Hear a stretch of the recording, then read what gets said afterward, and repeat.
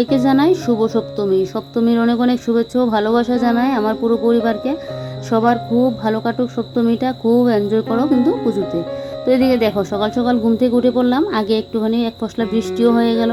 আর আমার শাশুড়ি মা এখন গাছ থেকে তুলে নিচ্ছে ফুল। আরও একটু আগেই উঠলাম, উঠে বাসি কটা ঝাড় দিলাম, তারপর এদিকে আমি করলাম, এই ইষ্টবিতি করলাম। তো এবারে কালকে তো পুরো রান্নাঘর পরিষ্কার করে নিয়েছিলাম, তো সময়ের জন্য আমার আর এই বেসিনগুলো আর পরিষ্কার করার আমার সময় পাইনি, দোকানে যেহেতু চলে যেতে হয়েছে। তো তাই জন্য ভাবলাম যে না, এখনই আমি পরিষ্কারটা করে রেখে দিই। আর কাল রাত্রিবেলায় এসে জানো তো বাড়ি এসে আর কোনো কিছু খাইনি।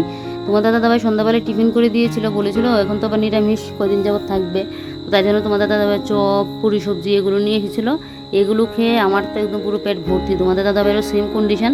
তাই জন্য রাত্রিবেলায় এসে আর রান্না করিনি। তো যাক, গ্যাস টেস তো এমনিতে মুছে নিয়েছিলাম, নিরামিষে আমি রান্নাটা করতাম। তো যাক, এদিকে রান্নাবান্না যেহেতু হয়নি, গ্যাস এখন ঢাকা দিয়ে রাখলাম, গ্যাসের ঢাকাটা পরে তুলবো। আর এদিকে দুইটা বেসিন পরিষ্কার করে নিচ্ছি, কারণ বেসিনগুলো তো কালকেই করার কথা ছিল, আমি সময়ের জন্য করতে পারিনি। তো এদিকে আগে আমি ওই যে আমার ইয়েটা মুছে ক্লিন করে নিয়েছিলাম, ওই যে টাইলসের এটা, যেটার মধ্যে আমার বাসন কুসন ধোয়া হয় আর সবজিপাতি ধোয়া হয়। তো এবারে মুখ ধোয়ার বেসিনটা পরিষ্কার করে নিচ্ছি। আজকে আর স্টিলগুলো নিলাম না, ওই যে ব্রাশটা আছে ওইটা দিয়ে কিন্তু পরিষ্কারটা করে নিচ্ছি। আর দেখবে কিছুক্ষণের মধ্যে একদম পুরো চকচক হয়ে যায়, সত্যি একদম চকচকে হয়ে যায়। মানে যেরকম তাড়াতাড়ি ময়লা হয়ে যায় সেরকম তাড়াতাড়ি কিন্তু আবার পরিষ্কারও কিন্তু হয়ে যায় স্টিলের বেসিনের। এই একটা নিয়ে দেখলাম। আর দেখো ভ্যাগ এখানে কতগুলো পড়লো, এটা ওটা আনা হচ্ছে, জলের বোতল আনা হচ্ছে, সেই ব্যাগ আবার ধুয়ে দিচ্ছি, ব্যাগ এখানে পড়লো। তো এগুলো তোমাদের দাদাভাইকে দোকানে দিতে লাগবে, শুধু শুধু বাড়িতে তো ফেলে রেখে লাভ নেই বলো। তো এগুলো দিয়ে দিতে হবে। আর এদিকে দেখো আমার বেসিন তো পরিষ্কার করা হয়ে গেছে, এবার আমি এখন ঘরটা মুছে নেবো। তবে বেডরুমটা আজকে মুছবো না, কারণ ওই যে কালকে মুছেছিলাম, কালকে তো মুছে রেখে দিয়েছিলাম আজকের জন্য, তো তাই জন্য আজকে বেডরুমটা কিন্তু মুছবো না। তো এদিকে দেখো এবারে রান্নাঘরের কাপড়গুলো যে কালকে ধুয়েছিলাম এগুলো শুকিয়ে গেছে। তো এগুলোকে এবারে গুছিয়ে করে নিচ্ছি। আমি দোকানে যাওয়ার সময় এগুলোকে ঘরে এনে রেখেছিলাম, মানে ঠিকঠাক করে পুরোগুলো শুকায়নি, তারপরে সারা রাত্রের কিন্তু পুরোপুরি শুকিয়ে গিয়েছিল। তো যাক, এবার এগুলোকে গুছিয়ে গাছিয়ে রাখি। ভাগ্যিস রান্নাঘরে সব কাপড় নামিয়ে আমি ইউজ করিনি, না হলে তো সবগুলো কাপড় এখন আমাকে ধুতে হতো। তো যে কয়েকটা নামিয়েছিলাম এই কয়েকটা কিন্তু এখন আমি ধুয়ে দিয়েছি। যাক, এদিকে শুকিয়েও গেছে। আর এদিকে এবার এগুলোকে গুছিয়ে গাছিয়ে রাখবো। তো চলো এবারে গুছিয়ে গাছিয়ে নিয়ে তারপর গিয়ে স্নান করে এসে পুজো টুজো দিয়ে রান্নাটা বসাবো। তার আগে এখন ঘরটা মুছে নিই। একটা পুজো পার্বণ বাড়িতে আসলে দেখবে, মানে ঘরে একটু সকাল সকাল পুজো দিতে পারলে বেশ একটা ভালো লাগে। শাকের আওয়াজ, আমি তো শাক বাজাতে পারি না, কোনো পুজো টুজো হলে আমার শাশুড়ি মাকে বলি, তোমাদের দাদাভাইকে বলি। তোমাদের দাদাভাইও তো পারেন, আমার শাশুড়ি মা বেশ ভালো পারে। তো এমনিতে না হলে আমি তো শাক বাজাতেই পারি না। তো যাক, এদিকে আমি এবার এখন ঘরটা মুছে নিচ্ছি। আর ঘরটা মুছে নিলেই বেশ, তারপরে চলে যাব সোজা স্নানে। স্নান থেকে এসে পুজোটা দিয়ে তারপর গিয়ে রান্না করে যেতে লাগবে আমার। এদিকে যেহেতু বরমশাই খেয়ে যাবে সেটা তো আমার মাথায় আছে, তার জন্য আরও তাড়াহুড়ো করে না কাজগুলো কিন্তু করছি। তো এদিকে দেখো ঘর পুরোপুরি কিন্তু মুছে নিয়েছি। দাঁড়াও এক ঝলকে তোমাদের রান্নাঘরটাও দেখাই।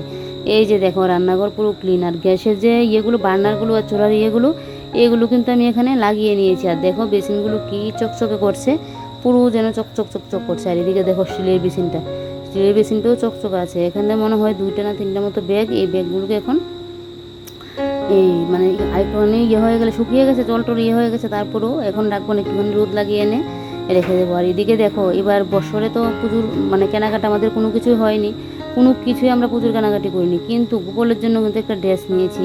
ফার্স্টে ভেবেছিলাম গোপালের ড্রেসটা মনে হয় বড় হবে, কিন্তু বিশ্বাস করবে না, গোপাল ঠাকুরকে পরিয়ে বসার পর কী যে ভালো লাগছে দেখতে, বলে বোঝাতে পারবো না।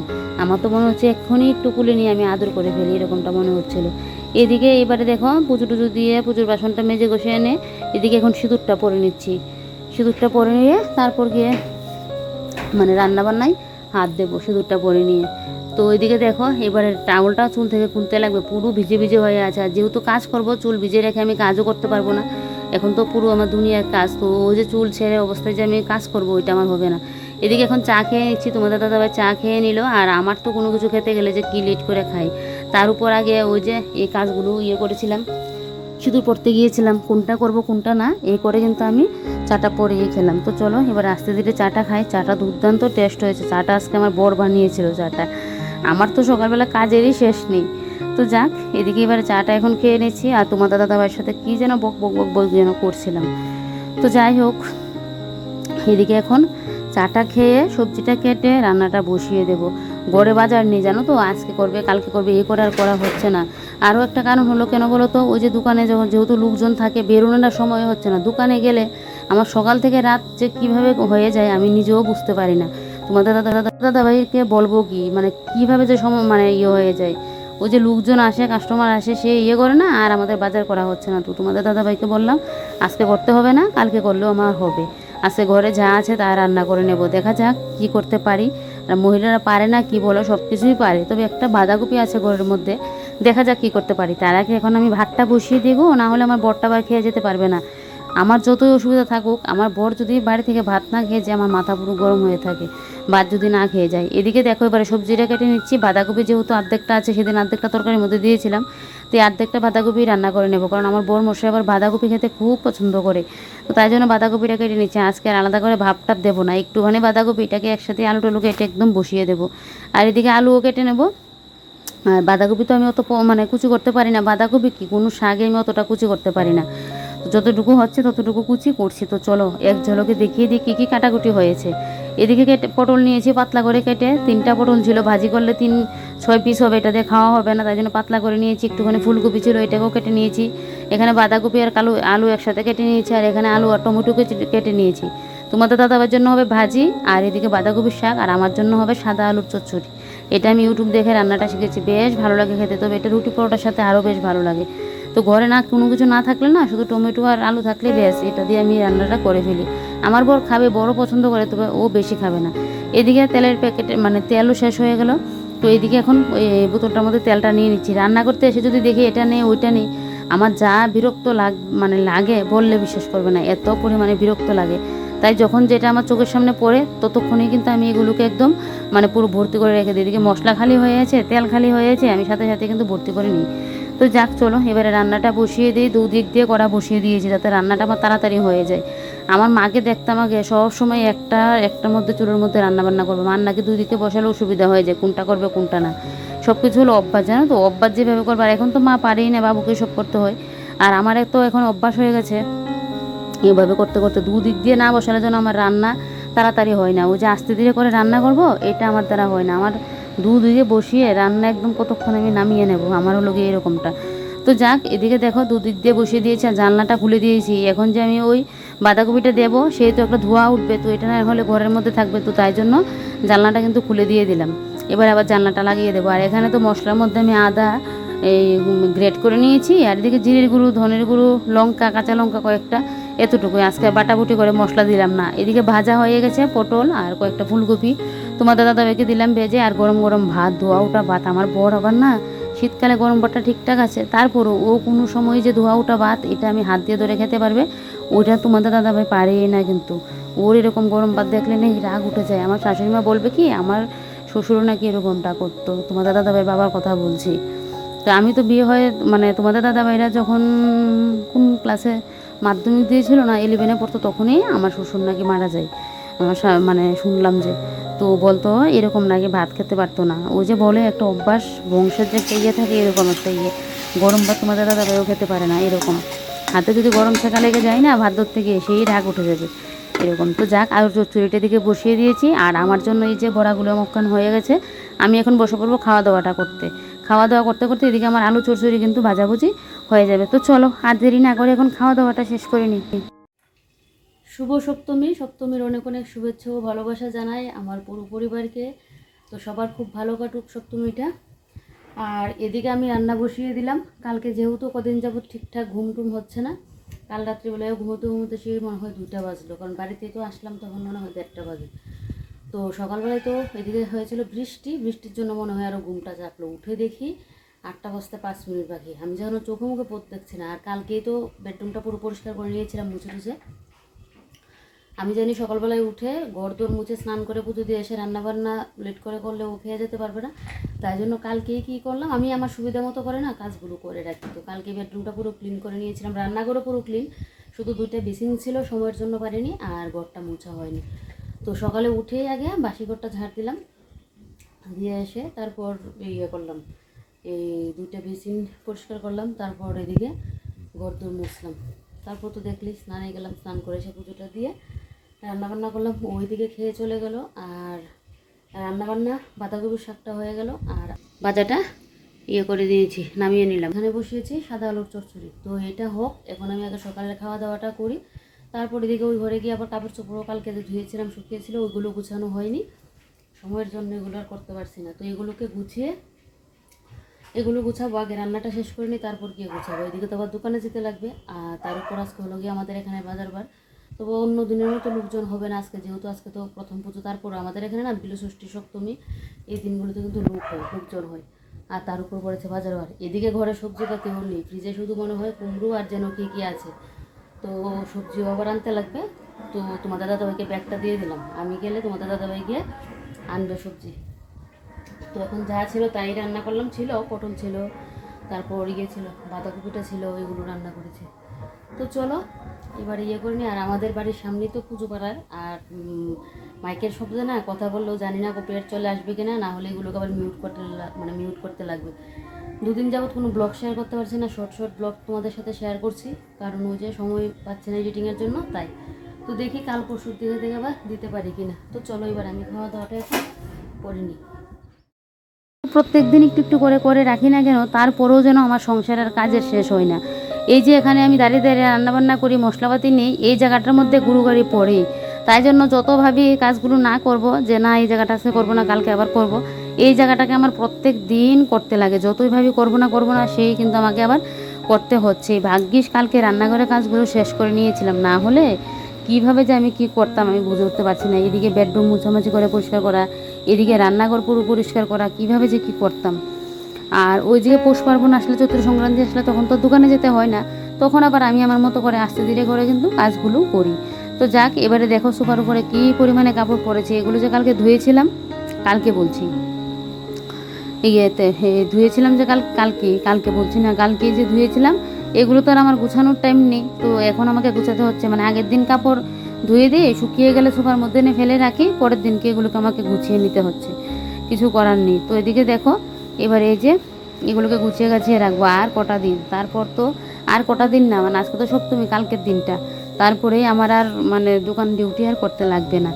তো যাক, আমি সবসময় চাই তোমার দাদাভাইকে একটু হেল্প করার জন্য। এটা তো আর অন্য কারোর না, এটা আমাদের দোকান, তো আমি তো করবোই বলো। আর আমি সবসময় চাই তোমার দাদাভাইকে হেল্প করার জন্য। কারোর কাজে এখন যদি বউর কাজে, সংসারের কাজে একটু হেল্প করে দিই, এটাতে কিন্তু কোনো খারাপ না।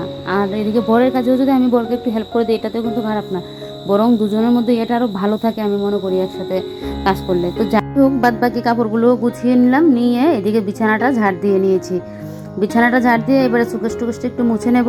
প্রত্যেক দিন যতই কাজ করে রাখি না কেন, তারপরেও দেখবে সংসারে কিন্তু প্রত্যেক দিন তোমার কিছু না কিছু কাজ কিন্তু থাকেই। তো মানে তুমি যদি করতে চাও তাহলে কাজের কিন্তু শেষ নেই, আর করতে না চাইলে দেখবে কোনো কাজই কিন্তু থাকে না। তো যাক, এবারে বিছানা ঝাড় দেওয়ার জন্য ওই প্লাস্টিকের ঝাড়ুটা নিয়ে আসলো। এটা মনে হয় 90 টাকা মনে হয় নিয়েছে ঝাড়ুটা, প্লাস্টিকের। আগে তো নারকেল শোলার ঝাড়ুগুলো দিয়ে করতাম, তো এবার যেহেতু ঘর ঝাড়া দেওয়ার সময় আমি নারকেল শোলার ঝাড়ুটা ওই ঝাড়ু দিয়ে মানে ঝাড় দিয়ে নিয়েছিলাম, ওইটা আবার বিছানায় করবো, তাই জন্য তোমাদের দাদাভাই এটা এনে দিয়েছে। এদিকে দেখো এবারে ঘর দূর তো আমার মোছামাছি হয়ে গেছে, আর রান্নাঘরের কাজও শেষ। এবার আমি এখন ঘরটা ঝাড় দিয়ে নিচ্ছি। ঘরটা ঝাড় দিয়ে আর কোনো কথা নেই, তারপর রেডি শেডি হয়ে কিন্তু বেরিয়ে পড়বো। মানে কাজের যেন আর শেষ করে কুলোতে পারি না, জানো তো। আর পরিষ্কার না করে গেলেও আমার ভালো লাগে না, পরিষ্কার না রাখলেও পারি না যে আমি এখন দোকানে চলে যাচ্ছি, ঘর দিয়ে করতে পারবো না, থাকবে করবো না। এটা দেখলে তো আমার মনে হয় রাত্রিবেলা একটুখানি ঘুমাই, সেই ঘুমটাও মনে আমার হবে না। আমার বরাবরই একটু ঘর দোর গুছিয়ে গাছিয়ে পরিষ্কার পরিপাটি রাখতেই পছন্দ করি। ছোটোবেলা থেকে মাকে দেখতাম এরকম করতো, সব সময় আমার মার কাজ খুব গুছানো ছিল, রান্নাবান্না বলো আর যাই করবে না কেন, সব সময় মার একটু গুছানো কাজই ছিল। ওইটা দেখে যেন আমাদেরও একটা অভ্যাস হয়ে গেছে। আমার বোনও এরকম কিন্তু গুছিয়ে গাছিয়ে কাজ করে। তো সেই যে ছোটোবেলা থেকে দেখতাম, তারপর থেকে যেন গুছিয়ে কাজ করার একটা অভ্যাস হয়ে গেছে। রান্নাটা জানতাম না বিয়ের পর, কিন্তু বাদ বাকি সব কাজে কিন্তু গুছিয়ে গাছিয়ে করতে পারতাম। তো যাক, এদিকে দেখো এবারে এখন আমি এই যে বাইরেটা ঝাড় দিয়ে নিচ্ছি। আর দেখলে তো কী পরিমাণে রোদ দিয়েছে, রোদের জন্য পুরো নাজেহাল অবস্থা, জানো তো, অসহ্য যেন মানে লাগে রোদের জন্য, পুরো পাগল হয়ে যাচ্ছি রোদের জন্য।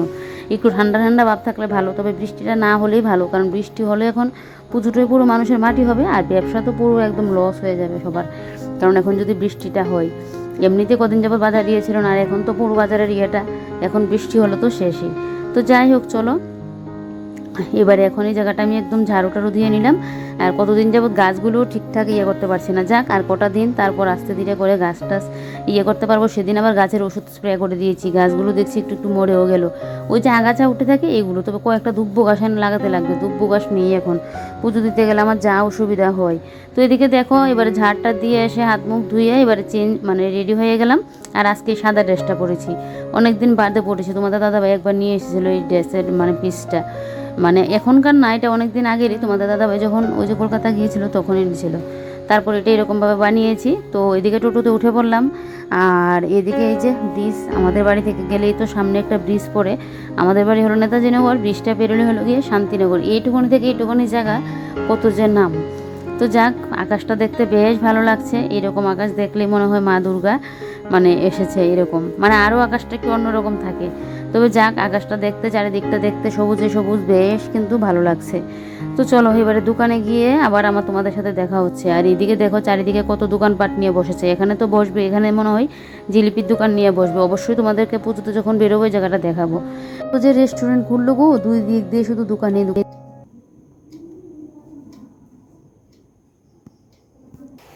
দেখলেই এখন ঘড়িতে বাজে 1:10। আজকে দোকানে গিয়ে তোমাদের সাথে আর কোনো ভিডিও শেয়ার করিনি, ওই গেলাম যে ওইটাই শেয়ার করলাম। তারপর থেকে আর শেয়ার করতে পারলাম না কোনো কিছু, কারণ আজকেও প্রচণ্ড পরিমাণে ভিড় ছিল। আগের থেকে না, আমাদের এখানে আগে তো একদম বিশ্বকর্মা পুজো গেলেই আমাদের এখানে শুরু হয়ে যেত কেনাকাটা। তারপর কি হয়েছে মহালয়ার পর থেকে, আর এই বছরে তো কি হয়েছে মহালয়া চলে যাওয়ার পরও কিন্তু অত লোকজন হয়নি। আর এখন এই কয়েকদিন যাবৎ, বাপরি বাপ, 4-5 দিন যাবৎ এত পরিমাণে লোকজন হচ্ছে। তো যে ক্যামেরা অন করবো সেটা আর হচ্ছে না। বাড়িতে মার সাথে সকালবেলায় বাড়ি থেকে যাওয়ার আগে কথা বলেছিলাম, তারপর আর কথা হয়নি। মার সাথেও এখন ঠিকঠাক কথা হয় না। তো আসলাম বাড়িতে, এসে আগে হাত মুখ ধুয়ে নিলাম, ভাতটা নামিয়ে নিয়েছি। তোমাদের দাদাবার জন্য দুপুরে যে ভাতটা নিয়ে গেলাম, ও তো আর খেতে পারিনি, খাওয়ার সময় পাইনি, পরে টিফিন এনে খেয়েছিল। তো আমরা তো আবার পুজোর সময় নিরামিষ খাই, তো নিরামিষ দোকান থেকে টিফিন এনে খেয়েছিল। আর আমি আমার ভাতটা নিয়ে নিই, আমি ভেবেছিলাম আজকে সন্ধ্যার দিকে চলে আসবো, কি ভেবেছিলাম আর কি হলো, সন্ধ্যার দিকে চলে আসবো, এসে হাতে একটু মেহেন্দি টেন্দি পরবো, এরকমটা ভেবেছিলাম। আমার তো মেহেন্দি পরতে খুব ভালো লাগে, কিন্তু পরে দিয়ে যা অবস্থা হয় হাতে। তারপরেও পুজো একটু মেহেন্দি না পড়লে হয়, তো মেহেন্দি কিন্তু এনে নিয়ে রেখে দিয়েছিলাম। তো আর কিসের ভাবলাম আর কি হলো। তো তোমাদের দাদাভাই তো আমিও টিফিন করে নিয়েছি, আমি তো আমার খাবারটা নিয়েই নি। আর তোমাদের দাদাভাই তো খাবার নিয়ে নিয়েছি, কিন্তু খেতে পারিনি, ওই যে লোকজন ছিল। তো পরে এনে টিফিন খেয়েছিল মনে হয় 8টার সময়। তো এদিকে এখন তরকারিগুলো গরম করে নিচ্ছি, এগুলো তো ফ্রিজের মধ্যে রেখেছিলাম, এগুলো গরম করে নিয়ে নিচ্ছি। আর নিলাম, ভাত নামিয়ে নিয়েছি। আর এদিকে আলুর চোখাটাকে একটু আলুর চোখা না, আলুর চচ্চড়ি, এটাকে একটু জল দিয়ে ফুটিয়ে নিচ্ছি। আর এদিকে দেখো এখানে রাখলাম মেথি ভিজিয়ে, আর এখানে হলো বুটের ডাল, এই যে দেখো এখানে বুটের ডালটা ভেজানো আছে। আর এখানে হলো আমার গিয়ে মশলাপাতি আনা হয়েছে, ঠাকুরের এখানেও আনা হয়েছে ধূপকাঠি, তারপর ঠাকুরের জন্য এই প্রসাদ, এগুলো আনা হয়েছে। আর ঠাকুরের এখানে রেখে দিয়েছি। তারপর এগুলো এখন রান্না করে নিয়ে আসলাম। এখানে কী কী আনা হয়েছে তোমাদেরকে একবার দেখাই। এখানে নিয়ে আসলো গরম মশলা। গরম মশলা কিন্তু আমার ঘরে আছে ছোটোটা, তবে আমার এবার স্ট্রেটা খুব ভালো লাগে। আমাদের পাড়াতে গিয়ে সেদিন ছোটোটা পেয়েছে, এবার স্ট্রেটা পাইনি, তো আজকে তাই নিয়ে আসলো। আর এদিকে হলো গিয়ে মিট মশলা, এই এবার স্টের মিট মশলাটা খুব সেন্ট, দুর্দান্ত। আর গরম মশলাগুলোর মধ্যে যদিও অত গন্ধ পাওয়া যায় না, বাটা মশলা দিলে যে একটা আস্ত দারচিনি দিয়ে থাকে ওইটা থাকে না, তারপরে এবার স্টেটা ভালো লাগে। কিন্তু মিট মশলাটা কিন্তু দারুণ দারুণ।